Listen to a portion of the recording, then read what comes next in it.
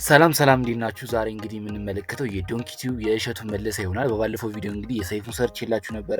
ኮሜንት ላይ በጻፋችሁን መሰረት የዶንኪ ቲዩብን ስራላችሁኝ ዛሬ ይዤላችሁ መጥቻለሁ።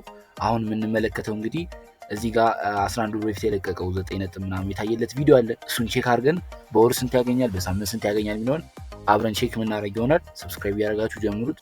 እንደምትመለከቱት እንግዲህ $46700 አግኝተዋል ማለት ነው። ይሄ ማለት በኢትዮጵያ ሲመነዘር ወደ 7 ሚሊዮን አካባቢ ማለት ነው። በኢትዮጵያ ምንዛሬ በአሁኑ በ157 ብር ማለት ነው። በብላክ ቢሆን በጣም ወደ 10 ምናምን ሚሊዮን ብር ይሆናል ማለት ነው። በአንድ ቪዲዮ ብቻ ማለት ነው። 31 ደቂቃ ነው እንደምትመለከቱት። አሁን እንግዲህ ወደ በወር ስንት ያገኛል፣ በ7 ቀን ስንት ያገኛል ሚሊዮን አብረን ቼክ እናደርጋለን ማለት ነው። ሰብስክራይብ ያደረጋችሁ ተከታተሉ።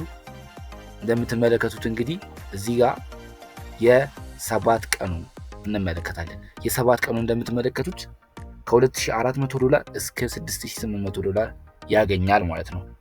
ይሄ ማለት እንግዲህ በኖርማል በእንትን ብንቆጥረው ራሱ ወደ 200 ምናምን ሺህ እስከ 600 ምናምን ሺህ ብር ማለት ነው የሚያገኘው በሳምንት ብቻ ማለት ነው። አሁን በ28 ቀን ውስጥ ስንት ብር ያገኛል የሚሆን አብረን ቼክ እናደርጋለን። እንደምትመለከቱት ተምኔል ላይ እንዳያችሁት $10,000 እስከ $30,000 ያገኛል ማለት ነው።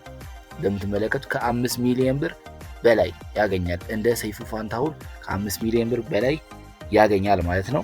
ያው እንትን ላይ እንደተናገረው እንግዲህ ከ1 ሚሊዮን ብር በታች ከ500,000 ብር በላይ ነው ማገኘው ያለው። ያው ትክክል ሊሆን ይችላል። ያው ለሰራተኞች ይከፍላል፣ ለብዙ ነገሮች ስለሚከፍል የራሱ ተጣራ ገቢው እሱ ሊሆን ይችላል በሚለው መያዝ እንችላለን ማለት ነው።